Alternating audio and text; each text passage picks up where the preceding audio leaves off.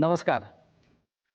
आतापर्यंत सामनाच्या माध्यमातून आपण माननीय बाळासाहेब ठाकरे, शिवसेना पक्षप्रमुख उद्धव ठाकरे यांच्या अनेक मुलाखती घेतल्या आणि आपण त्या पाहिल्यात. पण ज्या एका मुलाखतीची संपूर्ण महाराष्ट्राला आणि मराठी माणसांना प्रतीक्षा होती, ती मुलाखत आज आपण इथे घेतो आहोत.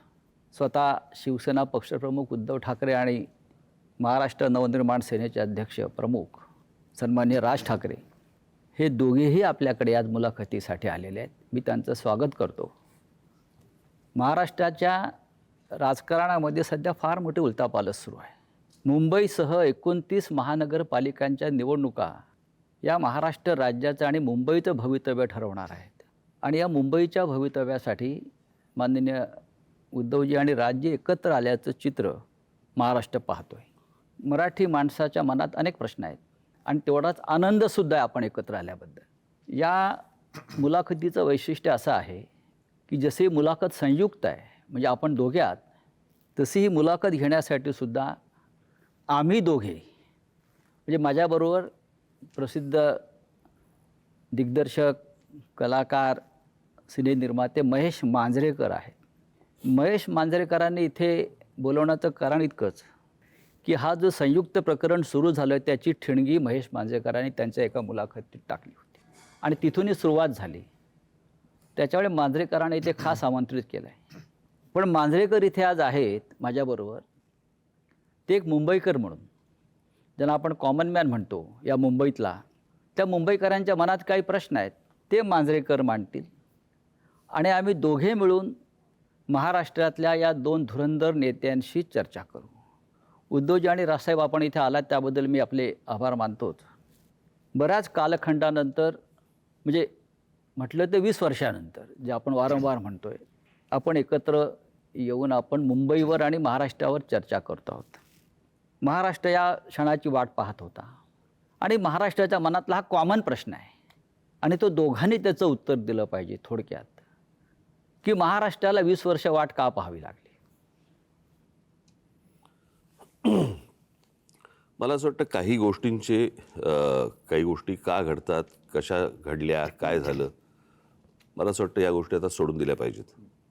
आणि मी त्या दिवशी महेश मांजरेकरांच्या मुलाखतीमध्ये मी सांगितलं होतं की कुठच्याही भांडणापेक्षा आणि वादापेक्षा महाराष्ट्र मोठा आहे आणि आज संकट महाराष्ट्रावरती आहे, मुंबईवरती आहे, महाराष्ट्रातल्या अनेक शहरांवरती आहे.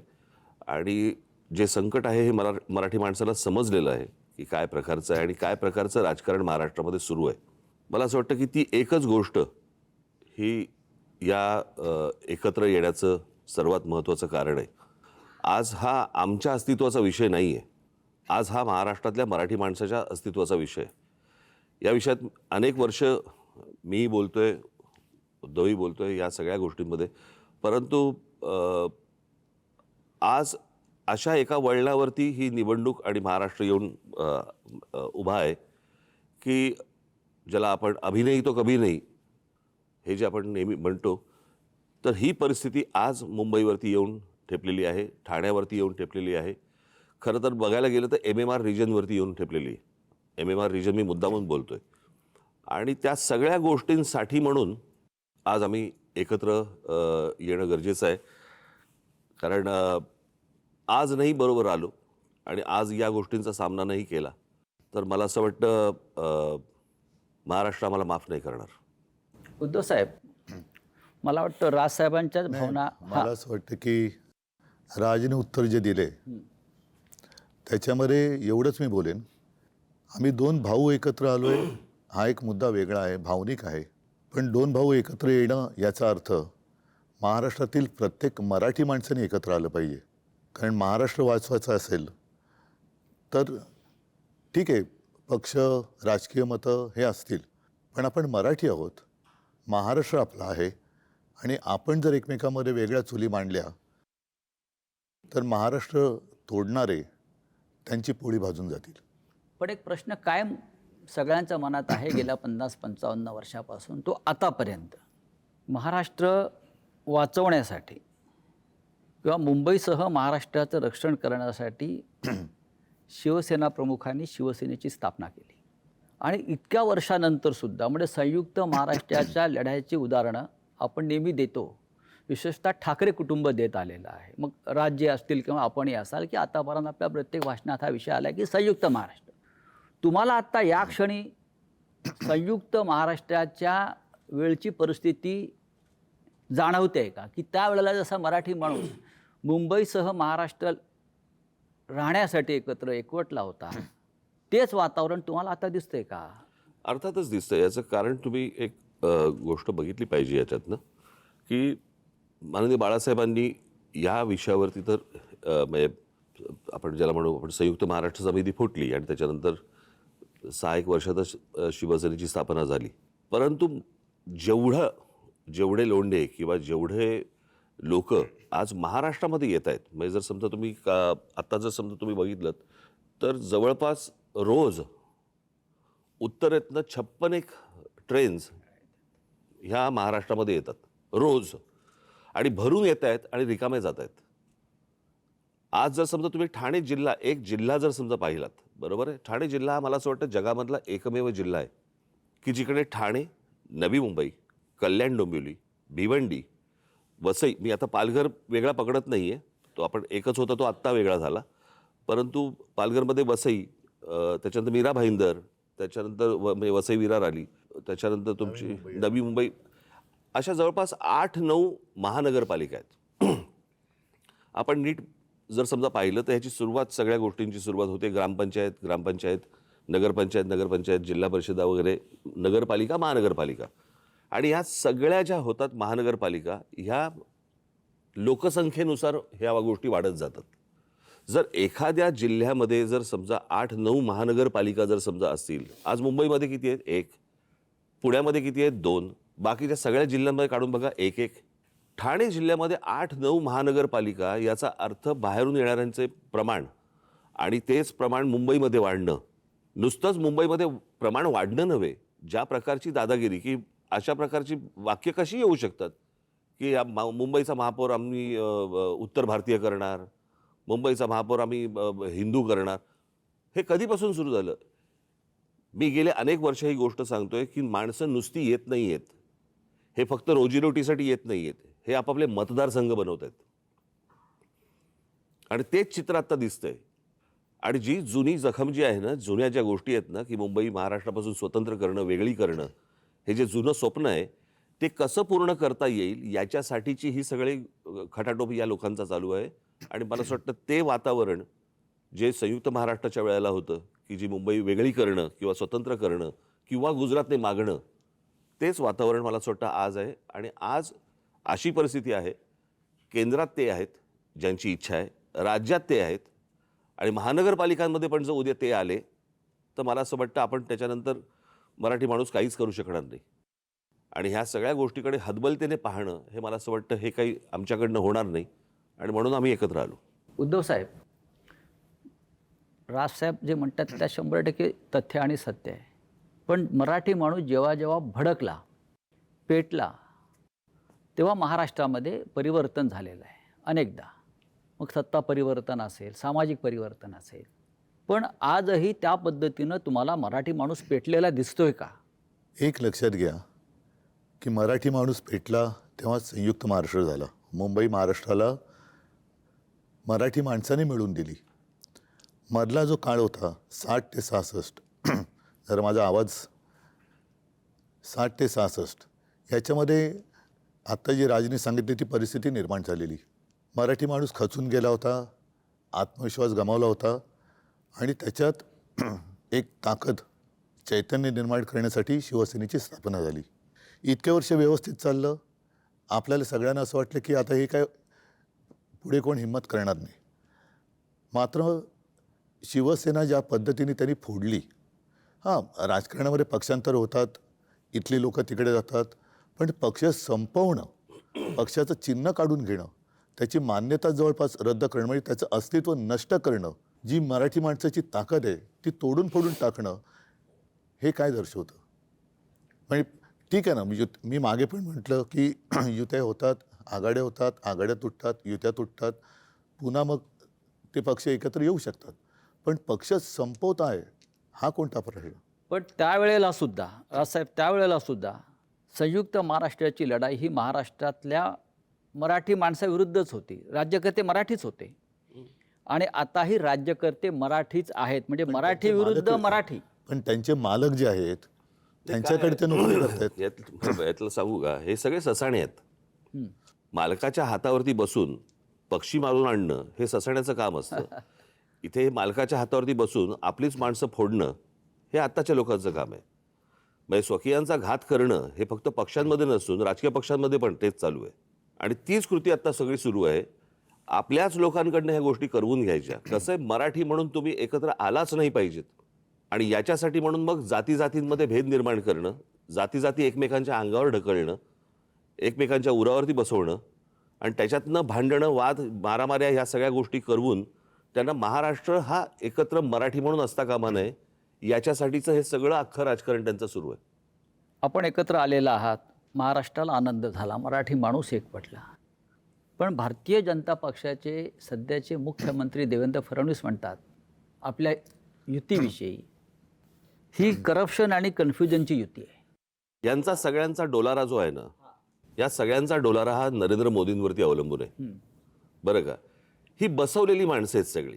ह्यातला बसलेला माणूस कोणीच नाही आहे. आणि बसवलेला जो माणूस असतो ना, तो फक्त धन्याचा ऐकतो, मालकाचा ऐकतो. त्याच्यामुळे मालक जे सांगेल त्याप्रमाणे काम करायचं, त्या सगळ्या गोष्टी करायच्या. त्याच्यामुळे मला काही त्यांच्या बोलण्याला काही लॉजिक आहे असं मला वाटत नाही. आणि भ्रष्टाचाराच्या गोष्टी तर फडणवीसांनी करूच नाहीत ना. ते बैलगाडी घेऊन गेले होते नाही का अजित पवारांच्या बाबतीत. कालच अजित पवार बोललेत ना. हो, अजित पवारांच्या बाबतीत बैलगाडी घेऊन गेले होते की हे पुरावे आम्ही घेऊन येतोय म्हणून. मग आता म्हणतायत की कोर्टात केस चालू आहे. अरे मग द्या ना ते पुरावे. कसं आहे, आपलं ठेवायचं झाकून, दुसऱ्याचं बघायचं वाकून, या लेवलला आता ते आलेत. तुमच्याकडे काय चालू आहे ते एकदा बघा. मी परवा दिवशीच्या पत्रकार परिषदेमध्ये म्हटलं ना, या देशामध्ये कोणी राजकारणामध्ये सत्तेचा अमरपट्टा घेऊन आलेला नाहीये. सत्ता बदलत असतात, काळ ह्या सगळ्या गोष्टी बघत असतो. उद्या ज्या दिवशी हे बदलेल, तुम्ही टार्गेट आहात. मुख्य लक्ष तुमच्यावर आणि तुम्ही टार्गेट आहात. कशावरती? म्हणजे ही चाटम मंडळी जी आहेत भाजपमध्ये, ज्यांना तुम्ही चाटम म्हणता, ते तुमच्या प्रश्नामध्येच उत्तर आलं ना. तर जसं कन्फ्यूज आणि करप्शनची युती म्हटलंय. नाही, करप्शन त्यांचं म्हणणं करणारे- की अनेक वर्ष आपली सत्ता आहे. आणि त्याच्यामध्ये ते सहभागी होते. होय. नाही, माझ्या मनामध्ये असा प्रश्न आहे की त्याने असा आरोप केलाय की 3 लाख कोटीचा भ्रष्टाचार झाला. महापालिकेत एवढे पैसे असतात नाही, मी सांगतो. आणि जर एवढे पैसे असतील तर मग हे आमदार 50-50 कोटीला का पळून गेले? हे मला एकच मिनिटं. पहिली गोष्ट म्हणजे मला ना त्या गोष्टीबद्दल एक जरा बोलायचं आहे की तो जो एक चालू होतं ना, 50 खोके 50 खोके 50 खोके. मला असं वाटतं लोकांना नीट समजून सांगणं आवश्यक आहे. हे 50 खोके हा विनोदाचा भाग नाही. 50 खोके म्हणजे 50 कोटी रुपये झाले. 50 कोटी. 40 आमदार म्हणजे 2000 कोटी रुपये झाले. हा म्हणजे 40 आमदारांचे 2000 कोटी हे कुठून आले, कसे आले? भ्रष्टाचारातून, घोटाळ्यातून. बरोबर की नाही? म्हणजे बँकेतनं लोन तर थोडं नव्हतं ना घेतलं. त्याच्यामुळे कुठच्या भ्रष्टाचाराबद्दल कोणी काय बोलावं? मला एक बेसिक, आता 3 वर्षामध्ये कॉर्पोरेशनची इलेक्शन झालीच नाही. आज जो हे चालू ना मुंबई, मग 3 वर्षात मुंबई धोक्यात नव्हती का जेव्हा इलेक्शन झालं? माझे एक मुंबईकर म्हणून मी आज जेव्हा घरातनं बाहेर पडतो ना, तर मला खरं सांगू तर मला लाज वाटते की माझी मुलं ह्या शहरात वाढणार आहेत. मी काही गोष्टी रेग्युलरली फॉलो करतो. आजचा एअर क्वालिटी इंडेक्स 183 आहे, ज्याचा आज मी भोगतोय. एक फुगा असतो की ज्याची कॅपॅसिटी एक आपण म्हणतो की तो एक पर्टिक्युलर ह्याच्यात तो फुटेल. तर जवळजवळ ह्या एका फुग्यात जवळजवळ त्याच्या 5 पट हवा भरलेली गेलेली आहे. माझा एक प्रॉब्लेम आहे की मुंबई डिकंजेस्ट कधी होणार? म्हणजे मी आता बाहेरचे लोंढे बोलतच नाही. एक मुद्दा सांगतो, विचारतो तुम्हाला. तुम्ही इतके वर्ष मुंबईत राहतायत. माझा आणि राजचा जन्म मुंबईतला आहे. आज जेवढं प्रदूषण दिसतंय, हवेचा जो काही निर्देशांक वगैरे म्हणतोय प्रदूषणाचा, हा एवढा खराब कधी झाला होता का? ह्याचं कारण असं की आता यांची जी काय होर्डिंग्ज लागलेत, विकासाची गती नाही आहे, ह्यांची विनाशाची गती आहे. नियोजन शून्य विकास हे याचं कारण आहे. कारण तुम्ही जे म्हणताय ना, एक तर आओ जाओ घर तुम्हाला, इथूनच पहिली सुरुवात होते. त्याच्यानंतर साधारणतः आपल्याला नेमकं आज हवंय काय? आज जर का तुम्ही पाहिलं तर सगळीकडे रस्ते खोदलेत, जिथे जाऊ तिकडे रस्ते खोदलेत, मोठमोठ्या इमारती उभ्या राहिलेल्या आहेत. विकासाच्या नावाने मेट्रो असेल, काही ठिकाणी पूल असेल, हवेत. पण ते एका वेळेला सगळं तुम्ही काढलं आहे आणि त्यावेळेला मुंबईच्या खर्चाचा ताळमेळ हा बसवला गेला पाहिजे. मी मुंबईकर म्हणून मी तुम्ही म्हणतो, आपण सगळेच मुंबईकर आहोत. तुम्ही जो कर भरता त्याच्यासमोर तुम्हाला काय मिळतं? प्रदूषण. म्हणजे विकास तुमच्याकडे काय फार मोठा रस्ता आम्ही छान केला आहे, सरळ तुमच्या घरापासून हॉस्पिटलमध्ये जातो रस्ता, याला मी विकास नाही म्हणत. हॉस्पिटल कमीत कमी असणं आणि आयुष्य चांगलं असणं हा विकास पाहिजे. माझं तर म्हणणं आहे, विकास नको आता. नाही, मुंबई ही विकास मानसिकता करण्याच्या लायकीची ही राहिलेली मानसिकता नाही. का झाली? कारण नियोजनशून्य विकास. आम्ही सुद्धा आज आमची जी होर्डिंग लागलेत, मी 12पासून लावतोय होर्डिंग. होय, हे आम्ही केलं आणि त्याच्याबद्दल मला अभिमान आहे आणि मला असं वाटतं मुंबईकरांना अभिमान आहे. मग त्याच्यामध्ये शाळेचा दर्जा असेल, पाण्याचा दर्जा असेल, किंवा आता कोस्टल रोड झालेला आहे. कोस्टल रोडसुद्धा हा आपण केलेला आहे. पण वाटेल तिकडे, जसं आता मी कलानगरला राहतोय, वेडेवाकडे उड्डाण पूल, आता तिकडे आणखीन एक वॉकर ब्रिज करतायत. कोणासाठी करताय, कशासाठी करतायत? आणि संपूर्ण धुळीचं आणि सिमेंटचे कण आपल्या फुफ्फुसामध्ये जात आहेत. मी तेच म्हणतो की आता विकास करण्यासाठी जागा नाही राहिली मुंबईला. म्हणजे कार्बन डायऑक्साईडचं प्रमाण 1 किलोमीटर मागे Mumbai is the highest in the world. म्हणजे आपण जो श्वास घेतो त्याच्यातनं आपण कार्बन ऑक्सिजन याचं मूळ कारण असं आहे की एक तर चाललेल्या काय ज्याला विकासाच्या नावाखाली ज्या काही गोष्टी सुरू आहेत त्या, आणि दुसरं म्हणजे मुंबईमध्ये, ठाण्यामध्ये, पनवेलमध्ये, नवी मुंबईमध्ये तुम्ही जर सगळीकडे आपण जर गेलो, प्रचंड मोठ्या प्रमाणावरती रिडेव्हलपमेंट सुरू आहेत. झाडं तोडतायत, झाडं तुटतायत, रिडेव्हलपमेंट सुरू आहे. डोंगर कापतायत. आणि काय होतं की ह्या सगळ्या ह्याच्यामध्ये आपल्याकडे ना डीपी बनतो पण टाउन प्लॅनिंग होत नाही. मी माझी काही भाषणं दाखवीन की जी साधारणपणे 2008ची वगैरे भाषणं आहेत, 2009ची भाषणं आहेत, की ज्यावेळेला मी पुण्यात जात असे आणि पुण्यातले माझी भाषणं आहेत की मुंबई खराब व्हायला एक काळ लोटला, पुणे ते बघणार नाही, पुणे लवकरात लवकर बर्बाद होईल. नाही, मी पुण्याला शिफ्ट झालेलो की मध्ये असं विचार केला मुंबई कंजेस्टेड, पुण्याला शिफ्ट झालो. नाही, पुणे तर पण बर्बाद. 6 महिन्यात परत मुंबईला आलो मी.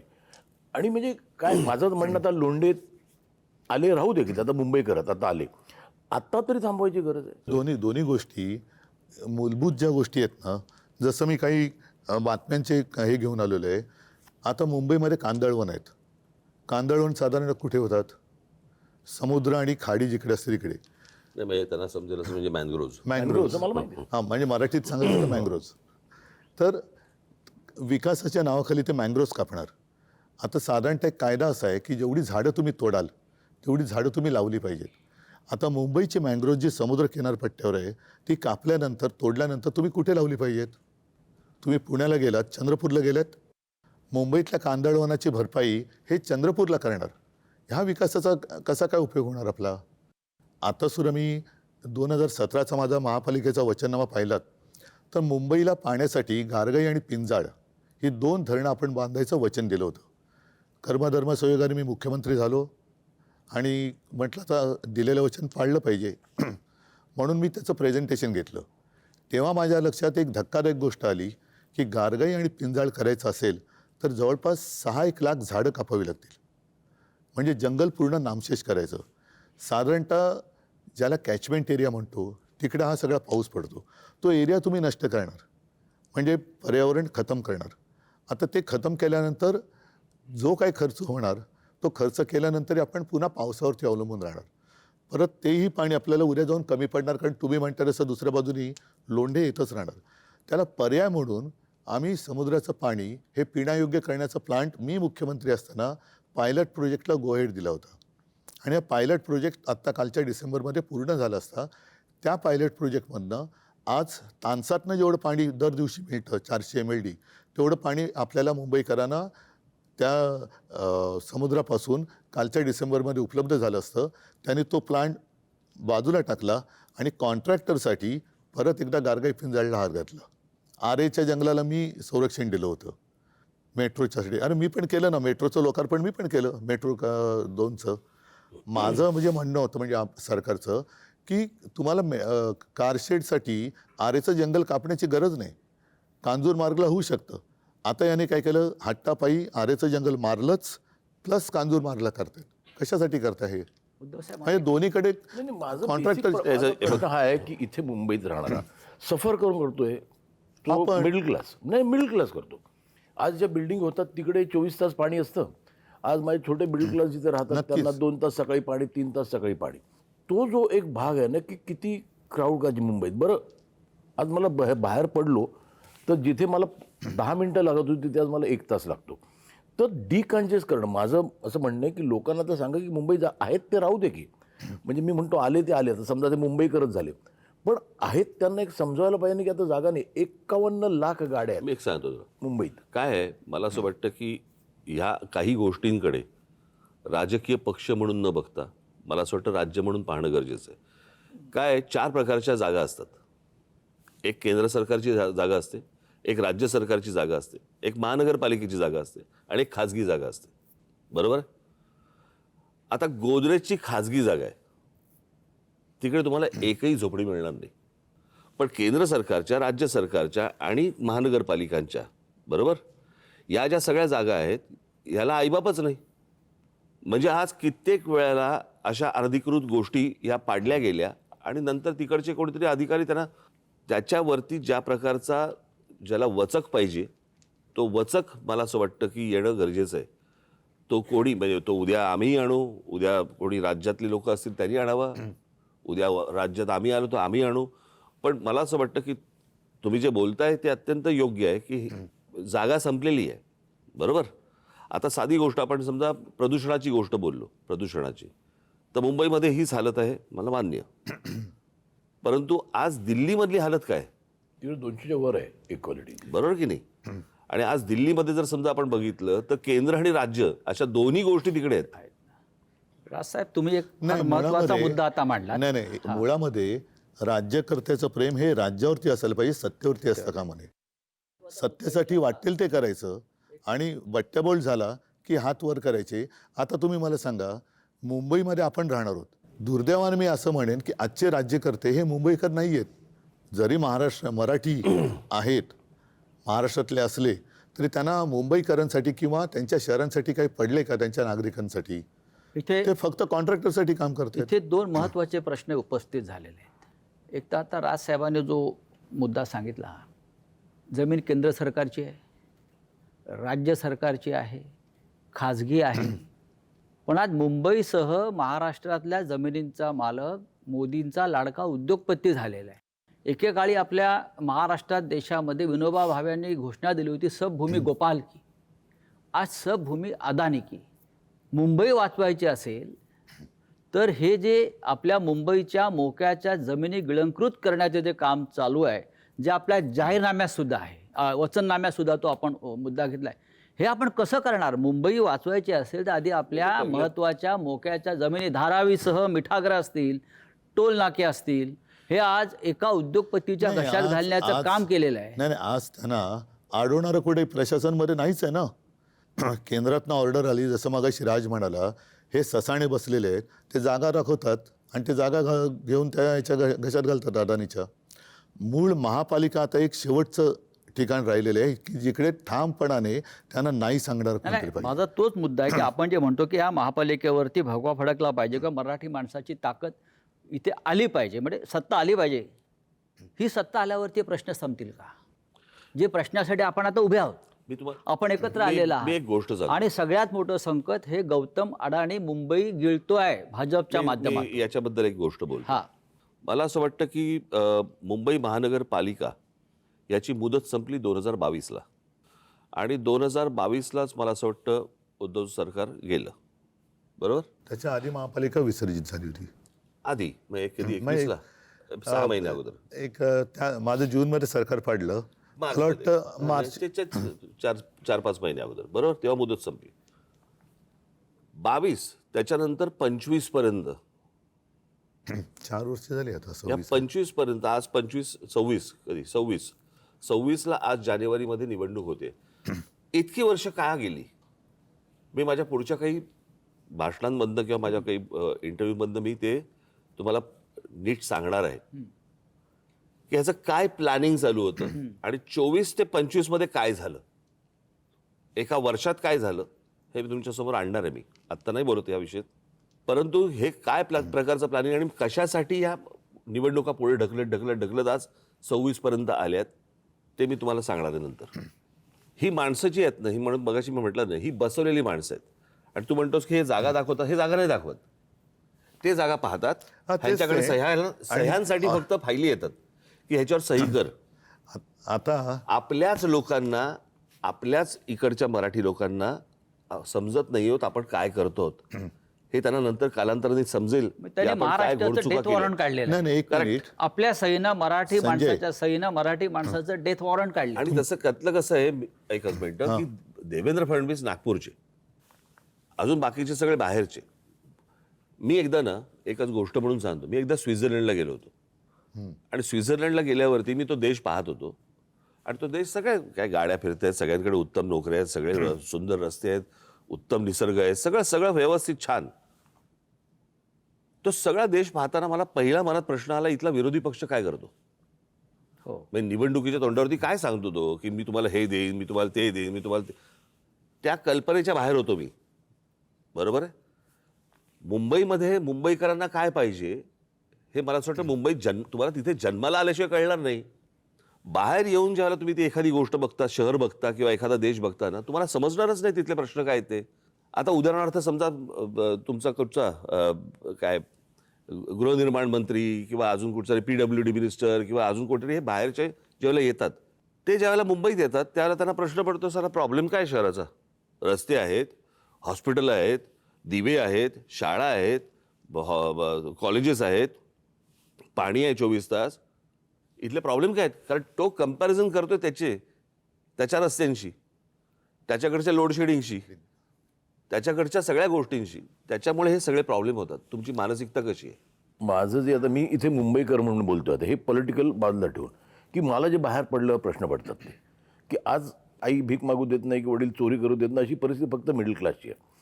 त्या मिडल क्लाससाठी काय म्हणजे आज आपण म्हणतो की बाहेर रस्त्यावर फिरा, फुटपाथ. आता आम्हाला लहानपणी सांगायचं की the pedestrian should walk on the footpath. नाहीच आहेत फुटपाथ, चालणार कुठे. आज शाळांचे एवढे प्रॉब्लेम आहेत. माझं म्हणणं आहे की कॉर्पोरेशनकडे एवढ्या शाळा आहेत, त्या एवढं बजेट आहे मुंबई कॉर्पोरेशनचं, त्या अत्याधुनिक का केल्या जाऊ नये. आता कसं आहे, आणि आज डिजिटल एज्युकेशन झालं आहे. असंही नाही की टीचर्स चांगले पाहिजे, आम्हाला टीचर्स चांगले मिळत नाही.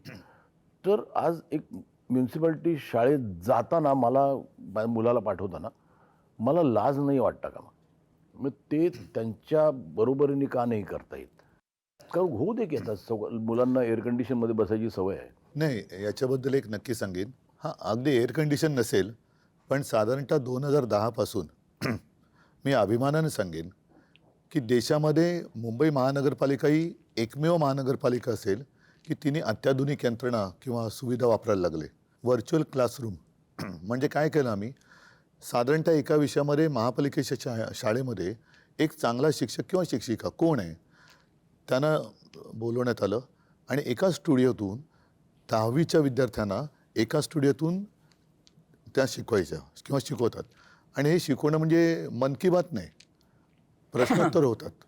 आज मी जे तुम्हाला सांगितलं ना की ह्याच्यामध्ये आम्ही पुस्तिकाच केलेली आहे.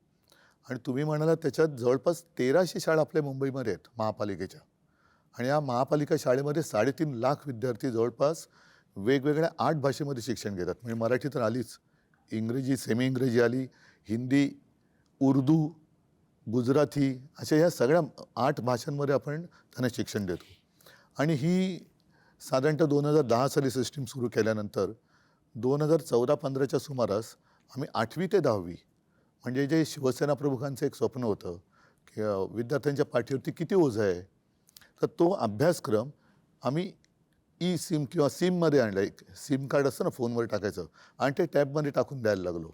त्याच्यामध्ये बऱ्याचशा गोष्टी ह्या ॲनिमेटेड होत्या, म्हणजे मुलांना पटकन समजायचं की काय काय. एखादी गोष्ट आपण दाखवू शकत नाही की समजा एखाद्या ग्रहाला इतके चंद्र आहेत, त्या चंद्रावरती वातावरण कसं असेल, अशा काही गोष्टी आपण प्रत्यक्षात दाखवू शकत नाही. त्याचं ॲनिमेशन करून ते त्याच्यात टाकण्यात आलं. त्याचा परिणाम असा झाला की महानगरपालिकांच्या शाळांचा रिझल्ट हा जवळपास 100%च्या जवळ आला. आणि आता तुम्ही जे म्हणताय ना, पहिल्या प्रथम महापालिकांच्या शाळांमध्ये ॲडमिशन पाहिजे म्हणून चिठ्ठ्या मागायला लोक यायला लागले. आणि ॲडमिशनसाठी लोकांच्या रांगा लागायला लागल्या. बऱ्याचशा मी बघितले म्युनिसिपल स्कूल्स बंद होऊन तिकडे काहीतरी वेगळं करायचं होतं ते. नाही, त्याही शाळांबद्दल आता या गेल्या 4 वर्षात त्या तक्रारी वाढल्यात. पण अगदी SSE तर आहे, CBSE, ICSE वगैरे या सगळे अभ्यासक्रम आपण त्या शाळांमध्ये आणले. आता गेल्या 4 वर्षात काय झालं आहे? माझ्या माहितीप्रमाणे उद्धव साहेब, मुंबईत ते लोन आलं काय माहीत नाही, पण विदर्भातल्या काही सरकारी शाळा गौतम अडाणींना दिलेल्या आहेत. चंद्रपूर, गडचिरोली. नाही, का तसं म्हणजे आपलं महाराष्ट्राचं शिक्षण खाते इतकं सक्षम नाही. नाही, आपण मुंबईपुरतं बोलताना नाही सांगतो ना, हां. ह्या सगळ्या गोष्टी गेल्या मी तर म्हणेन 4 वर्षात जास्त प्राधान्याने देण्याचं हे ठरवण्यात आलं. म्हणजे चंद्रपूरमध्ये एक शाळा दिली त्यांना. एक दिली, आता एक वरून पुढे जातील ना ते. ही आता सुरुवात मुंबई महापालिकेमध्ये सुद्धा जर त्यांचं येणार नाही म्हणा सत्ता, पण हे मग सगळं त्यांचं खाजगीकरण करतील. हॉस्पिटलचं खाजगीकरण करतात, ते आपण रोखलेलं आहे. उद्धव साहेब, दुसरा एक महत्त्वाचा विषय सातत्यानं इथे मी तुमच्याशी चर्चा करतानाही मी किंवा राजसाहेबसुद्धा आहेत. सध्या धुरंधरचा माहोल आहे. लोक धुरंधरवर या सिनेमावर चर्चा करतात, त्यातल्या एकंदरीत वातावरणावर चर्चा करतायत. मग मुंबईत रेहमान डकेत कोण आहे किंवा धुरंधर कोण आहे? आपण दोघे या राज्याच्या राजकारणातले धुरंधर आहात. पाब्लो एस्कोबार पण शोधला पाहिजे. शोधला पाहिजे. मी तुम्हाला तेच सांगतोय की आज मुंबई, ठाणे, नाशिक सारख्या शहरामध्ये अंमली पदार्थ म्हणजे ड्रग्स, विविध प्रकारचं ड्रग्स सहज उपलब्ध आहे. ठाण्यामध्ये परवा 5.5 कोटीचं मॅड्रेक्स पकडलं ठाण्यात. साताऱ्यामध्ये ड्रगची फॅक्टरी डेप्युटी CMच्या दारात पकडली. मुंबईमध्ये काल 2.25 कोटीचं ड्रग्स पकडलं. हे चित्र या महाराष्ट्रात यापूर्वी कधीच नव्हतं. आणि हे सगळं ड्रग्स गुजरातच्या मार्गे, मुंद्रा पोर्ट जे अडाणींचं आहे, हे चित्र तुम्हाला महानगरपालिका आहेत, प्रत्येक ठिकाणी महानगरपालिका आहे. हे चित्र गंभीर नाही का? ह्या सगळ्या गोष्टींच्या महानगरपालिकांशी संबंध काही नाही. पहिली एक गोष्ट लक्षात घेतली पाहिजे आपण. याला केंद्र आणि राज्य, म्हणजे या ज्या प्रकारच्या ड्रग्सच्या विरोधातल्या ज्या धाडी या गेल्या 10 वर्षामध्ये बंद झाल्यात आणि साधारणपणे शाळांपर्यंत हा ड्रग्स हा प्रकार आता मुलांपर्यंत यायला लागलेला आहे. शाळेच्या बाहेरच्या पानटपरीवर ड्रग्स मिळत आहे. आणि आपण जर समजा आपण त्याच्या सगळ्या गोष्टींचं जर नीट त्याचं ॲनालिसिस केलं तर राजकारणामध्ये वाढलेला पैसा आणि रस्त्यावरती आलेला ड्रग्स याचा एकमेकांशी काय संबंध आहे तो पण मला असं वाटतं जुळून पाहायला पाहिजे. कारण एवढा राजकारणामध्ये ज्या प्रकारच्या निवडणुकांवरचा खर्च आणि सगळ्याच गोष्टी ज्या प्रकारे होत आहेत आणि ज्या प्रकारे ड्रग्ज रस्त्यावरती येतात आणि त्याच्यावरती कोण हे व्यवहार करतं ह्याच्यावरती कुठच्याही प्रकारच्या धाडी किंवा त्याच्यावरती कुठचीही बंधनं येत नाही आहेत, हे काय आहे हे मला असं वाटतं केंद्र आणि राज्य सरकारला विचारणं गरजेचं आहे. नाही, उठसूट मुख्यमंत्री सगळ्यांना क्लीन चिट देत सुटलेत. साताऱ्यामध्ये एवढी कारवाई झाल्यानंतर निदान ती फॅक्टरी आहे तरी कोणाची हे तर सांगा. तिथे क्लीन चिट दिली ना. तिकडे पण म्हणजे त्यांच्यावरती जे आमच्यावरती आरोप करतायत ते ठीक आहे, तेवढंच त्यांना करता येतं. पण त्यांच्या बुडाशी काय जळतंय ते कधीतरी बघा ना. ते बूड जळून खाक झाल्यानंतर बघून काय उपयोग आहे? म्हणजे असे कोण त्याच्यातले इन्व्हॉल्व असलेली लोक त्यांच्या आजूबाजूला अंगत पंगत करत बसलेत का? महानगरपालिका जरी असल्या तरी आपण पाहतोय की राजकारणाचं ज्या पद्धतीनं गुन्हेगारीकरण झालेलं आहे खुल्याम. यांचं मुळामध्ये गुन्हेगारीकरणपेक्षा मला त्याचं मी चांगला शब्द म्हणजे विद्रुपीकरण झालं आहे. म्हणजे मी मगाशी धुरंधरचा उल्लेख केला, त्याच्यामध्ये कराचीमधलं एक लॅरी शहर आहे दाखवलेलं. ज्या पद्धतीनं लॅरी शहरातल्या माफियांची मोडस ऑपरेंडी होती किंवा झालेली होती त्यावेळेला, त्याच पद्धतीनं मुंबई, ठाणे, नाशिक, पिंपरी चिंचवड या प्रमुख शहरामध्ये, नागपूर, त्याच पद्धतीनं आज तुम्ही प्रमुख शहरं घेऊच नका. हां, तुम्ही मराठवाड्यामध्ये जा, तुम्ही पश्चिम महाराष्ट्रामध्ये जा, तुम्ही विदर्भामध्ये जा आणि जी छोटी छोटी जी शहरं आता जी उभी राहत आहेत ना तिकडची परिस्थिती बघा. बीड आहे. मग नाही, पण म्हणून मी मागे एकदा बोललो होतो की आपल्या देशाला पंतप्रधान पाहिजे. देशाला पंतप्रधान नाही आहे, भाजपला पंतप्रधान आहे. तसंच महाराष्ट्रामध्ये महाराष्ट्राला मुख्यमंत्री नाही आहे, जो आहे तो भाजपचा आहे. म्हणजे हे सगळेजण त्यांचा पक्ष आणि सत्ता एवढं सत्तांध झालेली आहेत लोक की लोक मेले तरी चालतील, नागरिक मेले तरी चालतील, त्यांची मुलं बाळं ड्रग्सच्या आहारी गेले तरी चालतील, त्याच्यात धंदे करणारे आपल्या बाजूला बसले तरी चालतील, पण आम्हाला सत्ता पाहिजे. ही जी काही वृत्ती याच्यावरती आपण काय बरं. करणार? ठीक काय आहे, म्हणजे- आपल्याकडे कायदा सुव्यवस्थेचं खातं नाहीये, आपल्याकडे सरकार नाहीये, नाही, पण याच्यासाठी- आपल्याकडे जनसंघटन आहे ना. जेव्हा ह्याच्यासाठी शेवटी काय आहे, जसं राज म्हणाल तसं की सत्ता हातात असणं गरजेचं आहे की जिकडे आपण कायदेशीर बंधनं उद्या जाऊन तिकडे धाड टाकल्यानंतर यांचेच बगलबच्चे निघाले तर लोक आता गेल्या नगर परिषदेच्या निवडणुकीमध्ये मालवण वगैरे त्या भागात त्यांच्याच युतीतल्या मित्रपक्षाने त्यांच्या दुसऱ्या पक्षावरती धाड टाकली. काय मिळवलं? पैसे दिसले. पुढे काय झालं? Clean chit. उपयोग काय? म्हणजे काय होतं, या सगळ्या गोष्टींना कुठेतरी बंधनं घालण्याला सुरुवात होण्यासाठी या महानगरपालिका आत्ता या क्षणाला खूप महत्त्वाच्या आहेत आणि लोकांनी त्यांचा राग, मला असं वाटतं, हा जे सगळं महाराष्ट्रात चालू आहे हा इथे व्यक्त करणं गरजेचं आहे.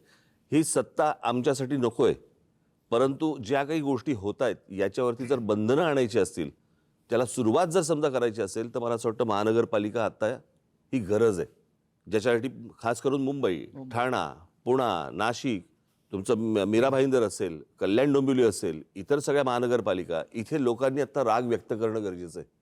काय होतंय, लोकांकडनं जर समजा त्यांनाच मतदान होत असेल, बाकीच्या गोष्टी सोडा, ते माघारी घेऊन पैसे देऊन काहीतरी ते माघारी घ्यायला लावणं वगैरे वगैरे, पण लोकांनी जर समजा मतदानातनं राग व्यक्त नाही केला तर मला असं वाटतं की ते मग आपण म्हणतो ना नंतर की ते राजानं मारलं काय आणि पावसानं झोडलं काय, तक्रार कोणाकडे करायची?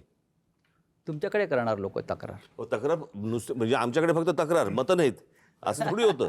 आता उमेदवार जे माघार घेत आहेत, आता ह्याच्या पुढची परिस्थिती कदाचित अशी होईल की जसं अमेरिकेने तो व्हेनेझुएलाचा अध्यक्ष उचलून नेला, तसे आता जिल्हाध्यक्ष आणि सगळे महापौर उचलून घेऊन जातील दिल्लीला, सुरतेला. व्हेनेझुएलाचे अध्यक्ष मादुरो. मंत्री नेलेच ना त्यांनी. नाही, माझं म्हणणं तेच नाही, आहे. माझं हे- म्हणजे आपले व्हेनेझुएला मंत्री जसे एक उचलून देश आहे. सुरतला नेले. व्हेनेझुएला मला एक वाटतं- देश आहे. नाही संजय, जसं आपले मंत्री यांनी उचलून सुरत आणि गुवाहाटीला नेले, ट्रम्पने तेच केलं. तेच केलंय.